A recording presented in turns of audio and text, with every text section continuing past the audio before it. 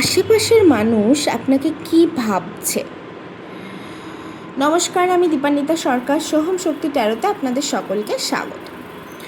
মূলত আজকে সকালের যারা রিডিংটা দেখেছেন, এখনও আপলোড হয়ে গেছে আশা করি, তারা বেসিক্যালি একটা থটের মধ্যে আবদ্ধ। সেটা না, আমরা যখন খুব চিন্তা করি আমাদের মুখে ছাপ পড়ে। মানুষগুলো তাই ভাবছে, মানে যে মানুষগুলো কষ্ট দিয়েছে তারা বেশ ভালো মতোই বুঝতে পারছে যে আপনাকে এইভাবে কষ্ট দিলে হয়তো তারা একটু খুশি থাকে। অনেকে হয় না যে একটু খুশি থাকে, ভালো লাগে তাদের যে একটা মানুষকে কষ্ট দিচ্ছি।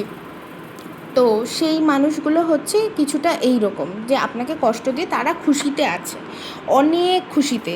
দেখে মানে কি বলবো, তাদের একটা নতুন যেন দিনের সূচনা হয়েছে।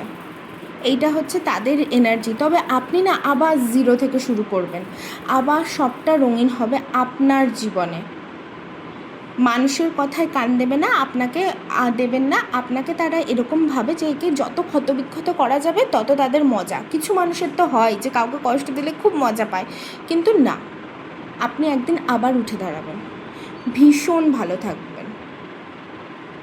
এই রিডিংটাকে অবশ্যই ক্লেম করুন, আর থ্যাংক ইউ ইউনিভার্স জানাতে ভুলবেন না, শেয়ার করতে কিন্তু ভুলবেনই না। এনার্জি এক্সচেঞ্জ হওয়া খুব জরুরি এই রিডিংটার জন্য অন্তত।